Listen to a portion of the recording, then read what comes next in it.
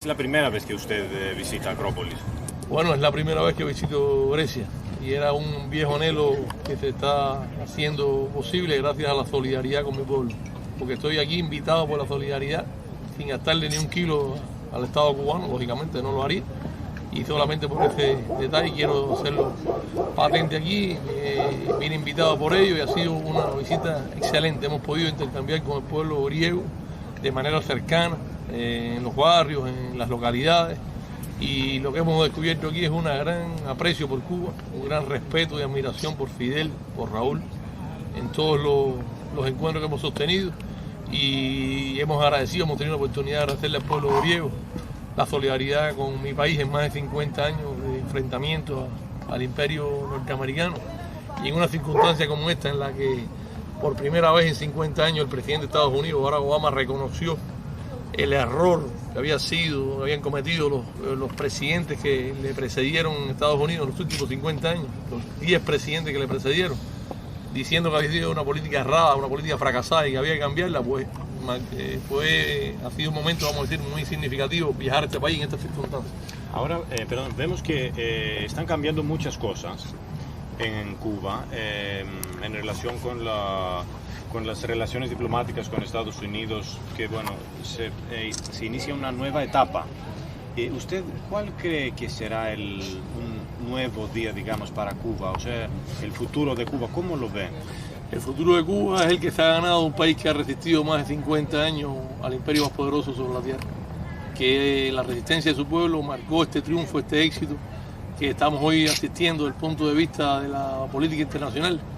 O sea, estoy diciendo, el pueblo cubano junto con la solidaridad internacional pues derrotaron una posición imperial en pleno siglo XXI y ha demostrado los potenciales que tiene una nación que, si bien en más de 50 años con este férreo bloqueo, con estas medidas, con permanentes agresiones de todo tipo, incluyendo el terrorismo de Estado contra Cuba desde ese país, pues en las nuevas circunstancias tenemos la convicción absoluta que avanzaremos mucho más de lo que hemos avanzado, porque como conoce, mi país ha avanzado mucho con relación a todos los parámetros y todos los índices de desarrollo social, y tiene índices comparables con los de países del primer mundo en diversos aspectos.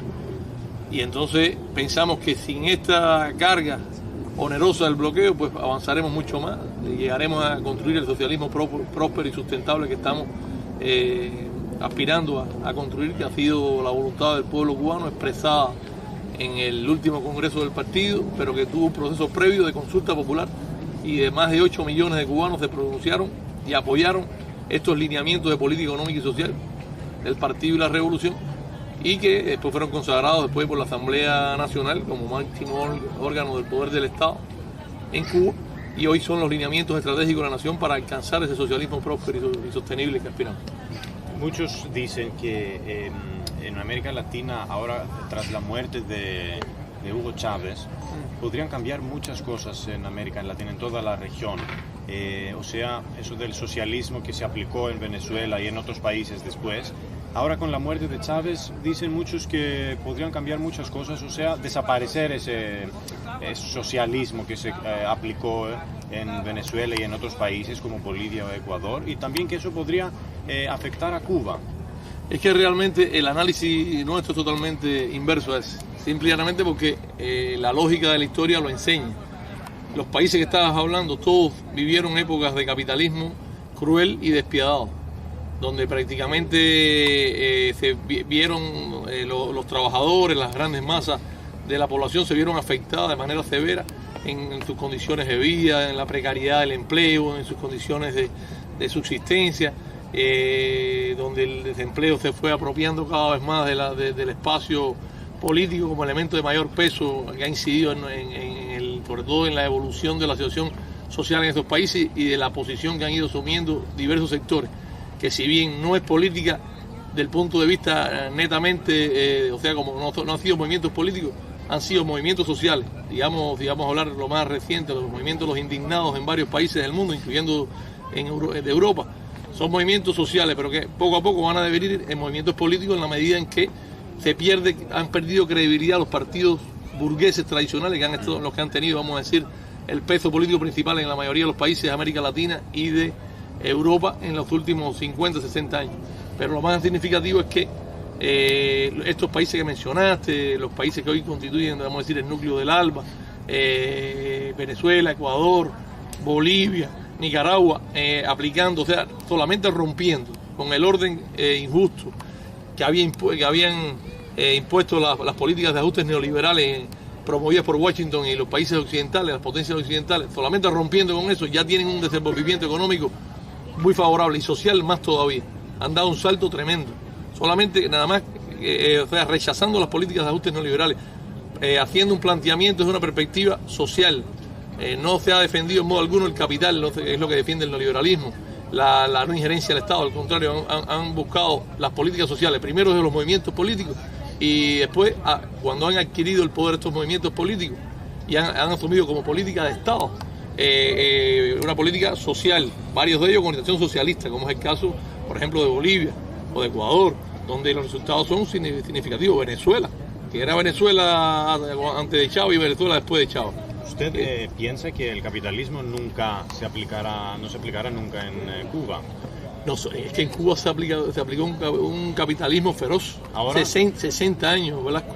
60 años de capitalismo, que es lo que llevó a la nación a las situaciones sociales más precarias, pero a un proceso además de dominación en todos los terrenos. ¿En el futuro piensa que sería imposible aplicarse de nuevo el capitalismo en Cuba? Totalmente, porque es un pueblo que vivió eso, es un pueblo que sufrió eso, lo sufrió de manera muy cruenta, pero aparte ya no solo en el terreno, en el orden social, en el orden económico, en el orden político, sino también en el tema de la represión. La represión, pues, o sea, simplemente, ¿qué fue a lo que acudió el imperio norteamericano cuando empezó a perder protagonismo en América Latina? A las dictaduras militares.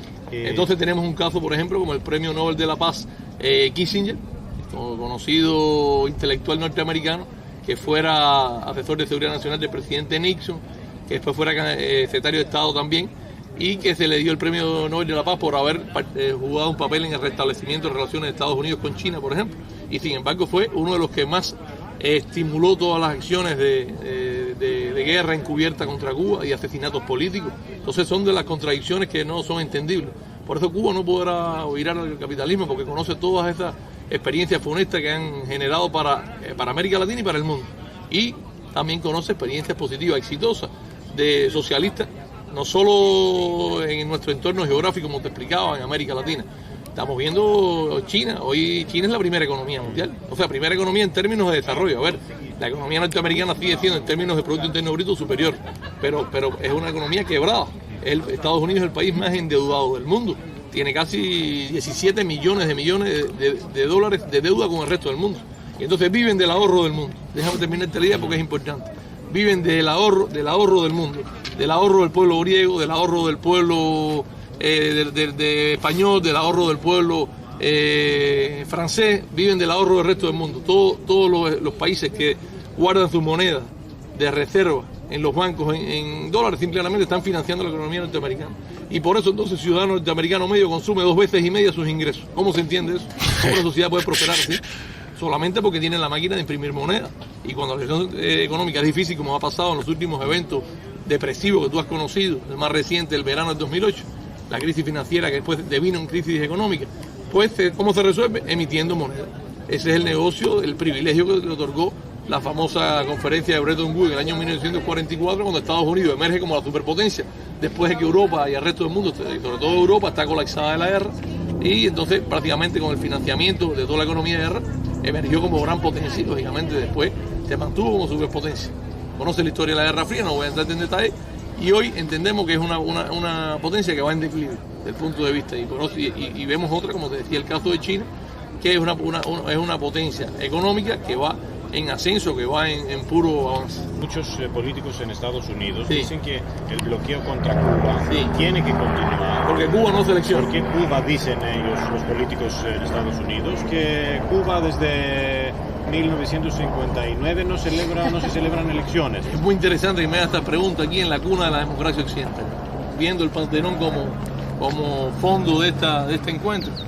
Es muy interesante y me voy a detener a hacerte algunas reflexiones sobre el tema porque me parece que es el lugar apropiado para hacer una pregunta como esa.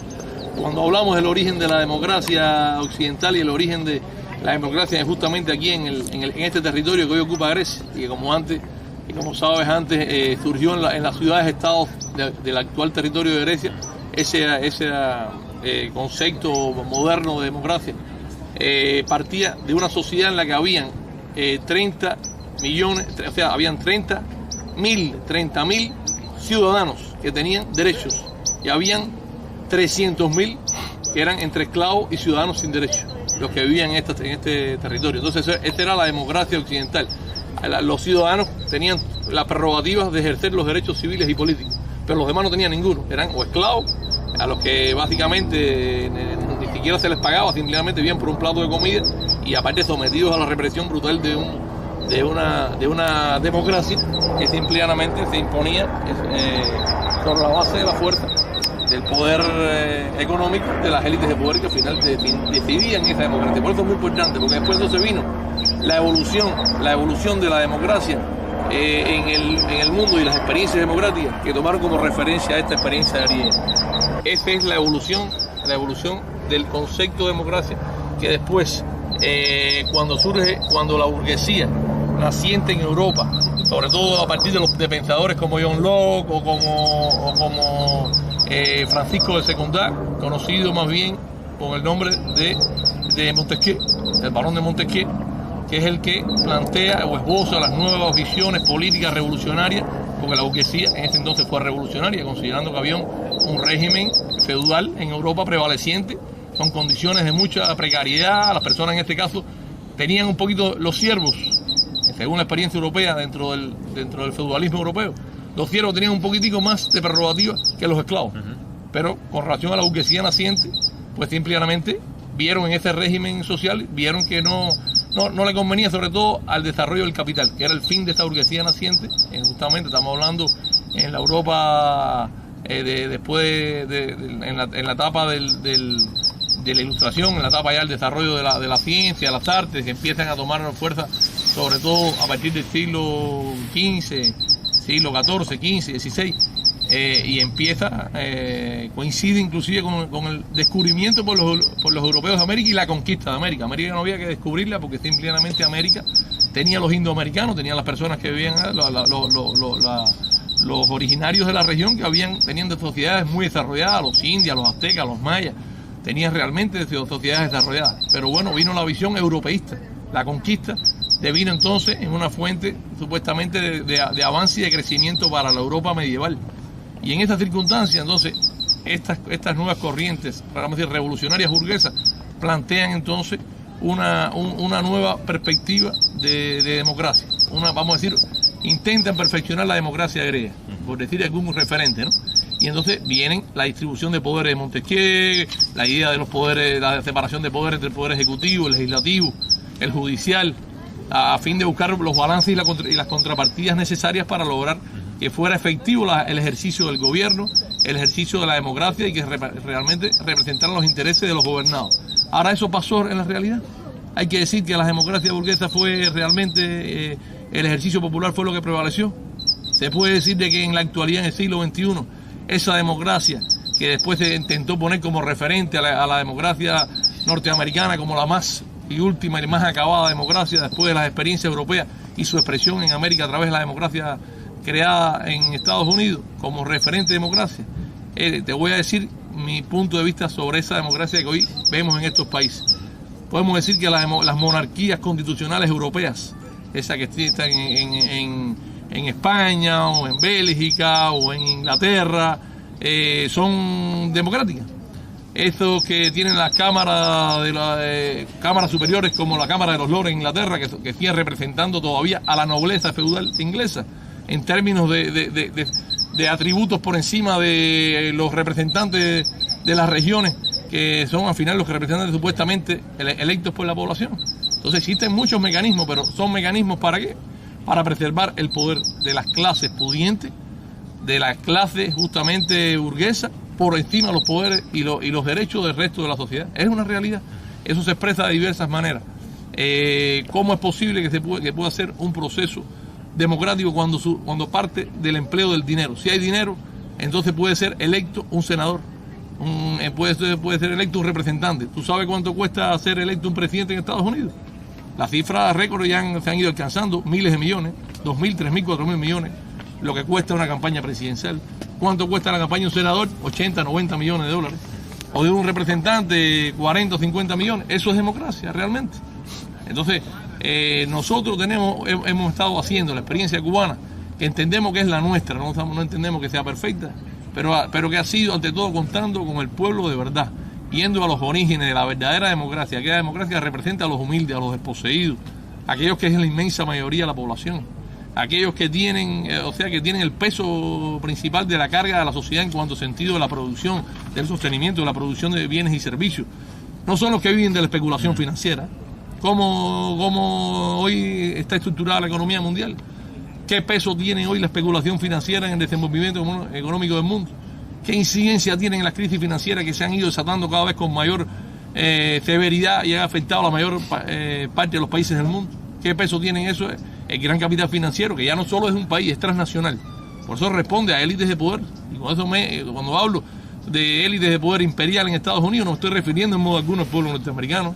Ese pueblo noble, ese pueblo que siempre movido por razones humanas, muchas veces ha estado dispuesto a entregar su sangre por ayudar a una causa justa, que ayudó contra el fascismo en alguna medida. Participaron de determinada cantidad, unos cientos de miles de norteamericanos en la lucha contra el fascismo en Europa o en otras causas. Hay muchas personas muy buenas y el pueblo cubano conoce al pueblo norteamericano. Tuvimos expresiones de solidaridad del pueblo norteamericano en todas las etapas de la gesta independentista del pueblo cubano. O sea que podemos expresar que este gran capital transnacional y en el que el gran capital norteamericano tiene un peso prominente, sobre todo por los flujos de capitales, por los montos de capitales que manejan, y que al final son los que pagan a los políticos que asumen el poder en ese país y en los países de Occidente, porque son los que pueden pagar esas cifras.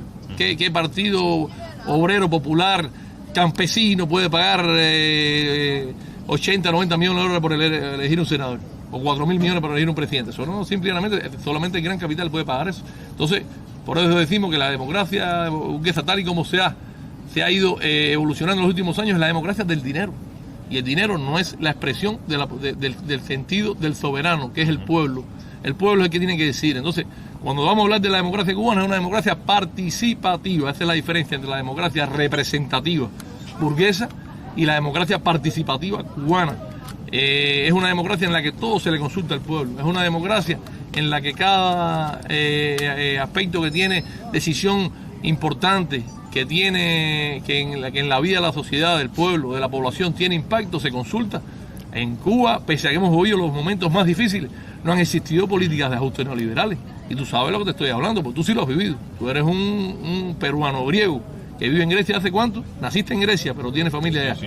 Y te considera tus orígenes peruanos lo preserva. Por eso me dijiste, soy cubano, soy griego, peruano. ¿Y cuánto has vivido en este país?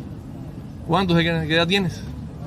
35. 35 años. ¿Has visto los acontecimientos? No he hablado con una sola persona en esta visita en que no tenga opiniones muy serias sobre lo que están viendo, que es el capitalismo moderno en Europa y la crisis general que ha provocado y la situación de precariedad social y de pobreza que ha generado. ¿Tú te imaginas que más de la mitad de los jóvenes que están hoy en la poderosa Unión Europea no tengan trabajo? ¿Cómo se explica eso? ¿Cómo se puede explicar eso? ¿Cómo se le puede explicar eso a una familia que trabaja, que produce bienes y servicios? Los que trabajan producen el aceite de oliva, que es una fuente de alimento principal en cualquier país europeo. O sea, y que trabajan humildemente en la tierra con un gran esfuerzo y que entonces sus poquitos recursos que han tenido guardados en los bancos se le han vuelto pan y agua, se le han hecho polvo porque simplemente no han tenido, al final, con la inflación, con las políticas de ajuste, con todo, simplemente se le ha depreciado sus pocas posesiones, han perdido sus propiedades, han perdido sus viviendas. ¿Qué te digo? Que nosotros tenemos mucha fe y mucha confianza en la democracia cubana, en la que hemos experimentado. Y repito, no decimos que es la mejor, no decimos que es el referente de nadie, es la nuestra. A nosotros nos ha funcionado. Y la mayor evidencia que ha funcionado esa democracia es que hay una revolución después de más de medio siglo enfrentando al imperio más poderoso. Eso no ha pasado muchas veces en la historia. Hay que decirlo así. Nosotros tenemos una posición total de respeto por la historia, tenemos una posición de respeto por todas las experiencias de todos los países y nosotros tenemos la nuestra. Pero lo cierto es que si la revolución cubana no hubiese sido una gran democracia, no hubiese subsistido ni un día en esas circunstancias. Entonces solamente con la consulta popular, con el intercambio con el pueblo. El ejemplo más reciente es cuando se discutió en el último congreso del Partido Comunista de Cuba los lineamientos de política económica y social que iban a trazar la dirección estratégica del país en los próximos años para alcanzar ese socialismo próspero y sostenible que estamos aspirando. Y eso fue discutido con toda la población. En Cuba somos 11 millones de cubanos y alrededor de 8,7 millones de cubanos participaron en los intercambios sobre esas proyecciones, para dar opiniones, criterios. Esas opiniones y criterios fueron tenidos en cuenta. Lo que preguntan muchos sobre las elecciones es si se da un fin al bloqueo contra Cuba, ¿se podrían celebrar elecciones? No, pero voy a ir, te termino la idea, porque evidentemente... Porque es que dicen que no se celebran elecciones, por eso existe también el bloqueo contra Cuba. ¿Te das cuenta que es un contrasentido? Claro. El argumento de la agresión a un país para imponerle un sistema político que aparte de además es precario y que no ha dado ningún resultado. Eso es un contrasentido. El argumento es que yo te pongo bloqueo porque tú no haces elecciones directas. Te estoy diciendo que más directas las nuestras no pueden ser. Y te la explico para que la conozcas. Y aparte porque es importante romper el estigma que ha creado justamente el imperialismo norteamericano y sus aliados con relación al sistema político cubano. Esto hay que romperlo. Tú mismo también tienes una percepción, puede ser no directa, no conoces los detalles y puedes pensar, no, es que no hay elecciones directas en Cuba. No, te voy a decir si son directas en Cuba y tú compárala con las de Estados Unidos o con las que tú quieras, el país que tú desees. En Cuba, la elección de los poderes del Estado emanan del pueblo, primero de la reunión de los ciudadanos en la base. En Cuba se le dicen cuadras, digamos, a las cuadrículas de una ciudad que son 100 por 100 metros. Se le llaman cuadras, es el término criollo que le decimos. Varias cuadras estas de vecinos que viven en un mismo lugar se reúnen en asambleas. Eso está dispuesto por ley, además. Se reúnen en asambleas. Estos vecinos de manera libre escogen entre los propios vecinos a quienes son los que consideran que lo pueden representar. ¿Por qué? Por sus atributos, porque son gente trabajadora, porque son gente buena, porque son gente limpia, porque son gente que tiene... Pero no por dinero, o sea, ahí los candidatos no... Primero, la primera cosa importante, y te hago énfasis en esto, no son postulados por ningún partido. Los postula el pueblo, no es como sucede hoy en la democracia burguesa, que son los partidos políticos los que hacen la lista de nominación. No, aquí son el pueblo, a nivel de base, en una asamblea de vecinos, sin que medie ningún centavo. Se escogen los vecinos, mira, este es el que más representa, entonces siempre tiene que haber por mínimo dos candidatos y tantos como el pueblo proponga. Y después por elección popular es escogido el que se quedan. Pero después se reúnen después, esto que no lo llamamos delegados de circunscripción, se reúnen después entre ellos y conforman lo que es la asamblea municipal, vamos a decir el estadio superior político administrativo, la asamblea municipal del poder popular. Y entonces esos electos por el pueblo conforman esta asamblea. Y esa asamblea entonces es el que escoja los poderes del nivel del municipio. Igual, se señala entre todos los electos por el pueblo quiénes son los que pueden representar a nivel del municipio al pueblo. Y ahí se escogen. Una vez se escogen, así mismo pasa a nivel de provincia y después pasa a nivel de nación. Y cuando llega a nivel de nación se conforma la Asamblea Nacional del Poder Popular. Por elección popular, en la que están nominados todas las personas que el pueblo considera que tienen los atributos, el prestigio, la autoridad para poderlo gobernar. Y entonces cuando se llega a la Asamblea Nacional elige a los poderes superiores del Estado, que es el Consejo del Estado. Y el Consejo del Estado elige a los que dirigen la sociedad, al presidente de los consejos de Estado de ministros, al primer vicepresidente de los consejos de Estado y de ministros, a los vicepresidentes del Consejo de Estado. Y entonces esa es la máxima instancia del Estado. Y entonces en la máxima instancia del Estado nombra el gobierno. O sea, y a partir de ese nombre del gobierno, entonces se conforma entonces un gobierno a partir de los electos por el pueblo, que ha sido electo en diversos niveles, porque aparte de todos esos cargos que son electos a nivel nacional, el presidente del país tiene que ser nominado en la base, en un municipio, tiene que ser electo en un municipio. O sea, no es que ahí arriba se ponen una lista como se ponen los partidos aquí, a cualquier nivel el partido introduce en sus listas lo que quiera. En la democracia burguesa, o sea que tú dices que está diciendo que tienen que ponerle bloqueo a Cuba para que cambie, para que hagan elecciones directas. No, esta gente pone la lista de los partidos y ponen los nombres que entienden y así son los electos. Y el pueblo le ponen lo que quieren decir que son supuestamente esta gente han hecho y entonces son electos. No, son todos, te repito, todas las personas electas, todos los niveles, vienen desde la base, vienen electos desde la asamblea que estamos hablando de circunscripción, de vecinos. Si no, no pueden ir allá de arriba. ¿Cuántas elecciones en una no hay en esta democracia participativa? Por eso le decimos que es una democracia realmente participativa popular. Eso es lo que quería que entienda, y es importante que busquemos esto, porque hay que romper ese estigma que estamos hablando, y que es lo que pretende justificar es la agresión contra mi país, y es lo que ha pretendido justificar durante 50 años, agredir un pueblo que lo único que ha decidido es, ha escogido su destino, ha querido dirigirse, ha querido ser soberano, ha querido ser independiente, y que no ha aceptado el dominio y la imposición de un imperio que lo ha querido, dominar durante más de medio siglo. Por eso cuando uno llega aquí a este país, se encuentra la admiración en cada ciudadano, porque hemos hablado con personas de derecha, de izquierda, de centro, tanto a nivel de calle como a nivel de estructuras de las localidades, varios alcaldes, varios gobernadores, inclusive gobernadores de regiones, como por ejemplo el caso de la mía. Y fue muy interesante hablar con ellos. Muy interesante, le dijimos, nosotros estamos también perfeccionando nuestra democracia, estamos perfeccionando también nuestro ejercicio del poder popular, porque entendemos que nada, o sea, que todo es perfectible y que todo es mejorable. Pero lo que no aceptamos es que nos comparen nuestra democracia representativa con la democracia burguesa que te acabo de decir.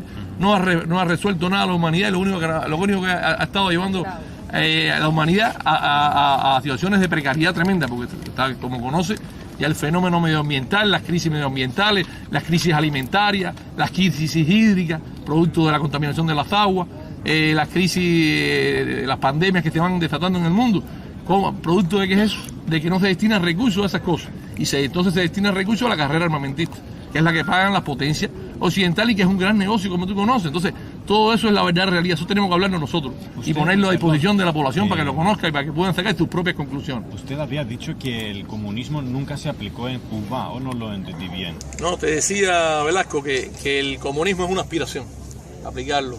De hecho, no se ha aplicado en ningún lugar, es realmente una utopía todavía. Es algo que cuando se concibió, los clásicos del marxismo hablaron del comunismo como una sociedad a la que debía aspirar la sociedad moderna.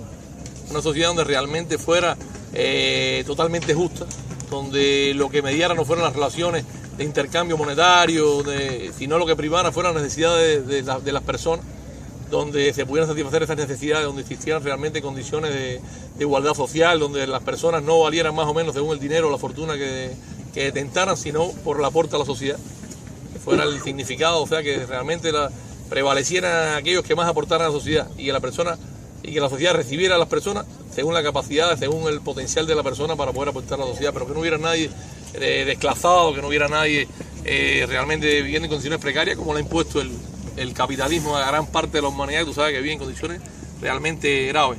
Y dentro de ello hay que decir que en los países del sur y en regiones, en continentes como África, que es, vamos a decir, el origen de la vida en la Tierra, como sabes, surgió en África del sur, y sin embargo hay una deuda tremenda de la humanidad con ese continente. Es de los más atrasados, es de los que tienen hoy las pandemias peores, y muchas veces las propias potencias europeas que los colonizaron no son capaces ni de ayudarlos. ¿Cómo se entiende, por ejemplo, ahora con la crisis, con la epidemia del ébola en Liberia, en Sierra Leona, en Guinea Conakry? Las potencias que aquellas que los esquilmaron, que los colonizaron, ante una situación que han tenido ahora grave de emergencia social, ante este grave azote del ébola, no han tenido ni siquiera la capacidad de mandar médicos ahí para que estén. En algunos lugares tenían que mandar militares porque están obligados a hacerlo. Déjame terminarte la idea, no me interrumpa. Han tenido que mandar militares para hacerlo, porque no han tenido ni siquiera un médico con la disposición de ir a arriesgar sus vidas para poder ayudar a esas personas que justamente están pagando hoy las consecuencias de años de colonización. Entonces, ¿cómo se entiende eso? Entonces, sin embargo, dice, bueno, ¿cómo sucede eso por un lado? Y entonces, ¿quién es el que ha podido acudir en ayuda de ellos? Mira, países como Cuba, que tenemos situaciones difíciles a partir de la propia situación del bloqueo, la imposición del bloqueo, y lo que hemos vivido en 50 años de agresión contra Cuba. Y sin embargo, cuando se dijo ayudar a estos países, ¿cuántos médicos levantaron la mano en Cuba para ayudar? 15.000 médicos. 15.000 en sus casas. Estamos dispuestos a ir a jugarnos la vida para ayudar a estos países. Ese es el verdadero ejercicio de la medicina. Ese es el cumplimiento del verdadero juramento hipocrático que hacen los médicos, por defender la vida humana en cualquier circunstancia, y no por razones políticas ni de ningún tipo. Es por ayudar de verdad, eso es solidaridad de verdad. Por eso fue la presencia militar de Cuba en Angola, de ahí para ayudar a esos países que el neocolonialismo no quería quitarle las garras encima. Muchos países de ellos todavía en pleno siglo XX, en la década del 60. Entonces, después de todas esos países lucharon después de la Segunda Guerra Mundial por su liberación, por quitarse de las garras del colonialismo. Los países mismos habían estado en la guerra, que habían sufrido el escarnio del fascismo en su propio pueblo, como Francia, como Inglaterra, España, y sin embargo seguían preservando sus colonias en África, a unos pocos kilómetros de ahí de la culta Europa. ¿Cómo se entiende eso? ¿Qué clase de sociedad, qué clase de democracia estamos viviendo, estamos asistiendo? Usted estaba defendiendo. Y entonces, esa gente no tuvieron esas naciones, digo los gobiernos, no los pueblos. Los pueblos son solidarios. los gobiernos, casi todos de derecha, no tuvieron ninguna actitud de apoyo real a esos países que en el momento en que estaban saliendo de la propia, se estaban emancipando de esas colonias, o sea, la actitud colonial de esas potencias. Y entonces, en esas circunstancias que se presenta la ayuda internacionalista cubana en África y murieron 2.077 cubanos ayudando a eliminar los rezagos del neocolonialismo en esas naciones y contribuyendo a acabar con el fin del apartheid, que era el régimen segregacionista, ese que tuvo Mandela más de 30 años preso. Ese mismo, o sea, un régimen segregacionista, racista, y como mismo pasaba hoy con los gobiernos de Israel, Estados Unidos era el que vetaba en cualquier intento en el Consejo de Seguridad de Naciones Unidas por sancionar a estos gobiernos fascistas realmente, segregacionistas, racistas. Como mismo hace con Israel, lo hacía entonces con Sudáfrica. Y llegaron a tener 7 armas nucleares. 7 armas nucleares. ¿Cómo lo desarrollaron? ¿Por qué Estados Unidos no actuó como actuó supuestamente con las famosas armas de destrucción masiva en Irak? El gobierno de Bush. Que supuestamente después nunca aparecieron. Nunca aparecieron, no, han matado a más de 1 millón de iraquíes. ¿Y quién denuncia eso? Y nunca esas armas aparecieron. Entonces eso no pasó en ese momento, cuando entonces le pasaron las armas nucleares al gobierno, a ese gobierno que apenas unos millones de blancos sojuzgaban a más de 13 millones de negros. A partir de un imperio, o sea, fuerte, racista, represivo, y entonces le pasaron armas nucleares. ¿Para qué? Para que las utilizaran contra las fuerzas cubanas que estaban ahí defendiendo ese país. A utilizarla, eso pasó, esta historia, busca como periodista, sería interesante que te interesaras en eso. Y entonces esas cosas no se han escrito, esas cosas hay que decirlas.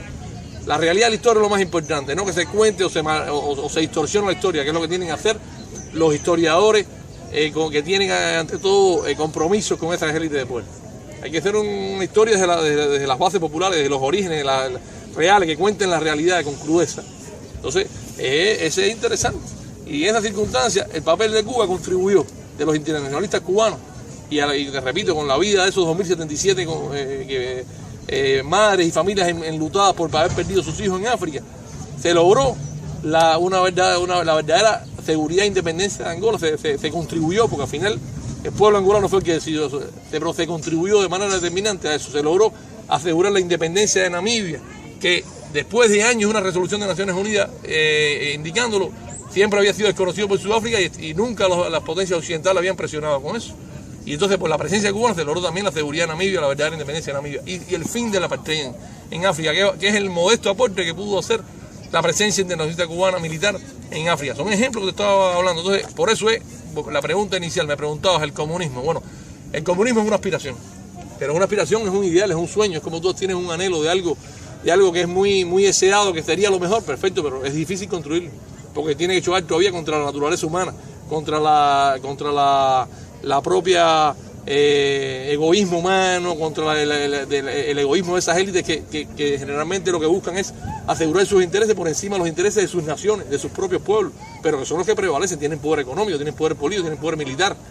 Entonces, por eso es que el comunismo sigue siendo una aspiración. Pero en Cuba se está construyendo una sociedad socialista, que vamos a decir que es una antesala de esa sociedad comunista, que es una aspiración difícil de lograr, muy difícil de lograr, pero es un anhelo vaya que vale la pena luchar por él. Pero el socialismo, bueno, va supliendo determinadas de estas situaciones, va trabajando en función de tratar de lograr complementariedad social, avances sociales, que realmente sea una sociedad donde todos mejoren, no mejoren unas élites y empeoren los demás. Tú sabes cómo son de excluyentes las sociedades modernas. Tú sabes cómo es la diferencia de ingresos de los países del primer mundo. En Estados Unidos, tú sabes que en Estados Unidos un pequeño por ciento de la población, de 2-3%, detenta más el 70% del Producto Interno Bruto de ese país. Tú tenías ese dato, pero busca la diferencia, la distribución de la riqueza en todos los demás países. En Inglaterra, en Francia, en España, búscala en Alemania, busca la diferencia. ¿Cómo es que se distribuye la riqueza? Entonces, esa es la verdadera democracia. No utilicemos el término de democracia como un juego de palabras, que es lo que se suele hacer. Cada vez como han pretendido hacer con los derechos humanos. Y han utilizado los derechos humanos como pretexto. Esos mismos que violan los derechos humanos, esos mismos que me estaba refiriendo ahora, que violan los derechos humanos de todas las perspectivas que te acabo de explicar. Entonces utilizan el recurso manido de los derechos humanos para decir que entonces no son sociedades democráticas, no se respetan los derechos humanos, no se respeta la libertad de expresión. Oye, no hay nadie que hable más que los cubanos, que expresen lo que sienten que los cubanos, que digan lo que sienten que los cubanos, que sean más rebeldes y más revolucionarios que los cubanos. Lo digo no sin ningún tipo de chauvinismo, o sea, lo digo en el sentido porque soy de mi pueblo y me duelen las cosas que se dicen de mi pueblo. Me siento con la responsabilidad de hablarte con esta claridad y con franqueza.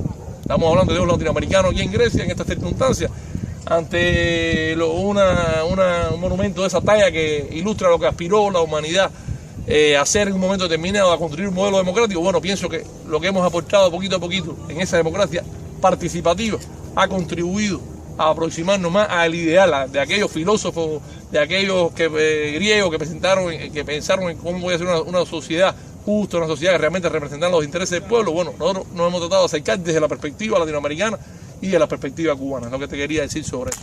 Muchas gracias. Está bien.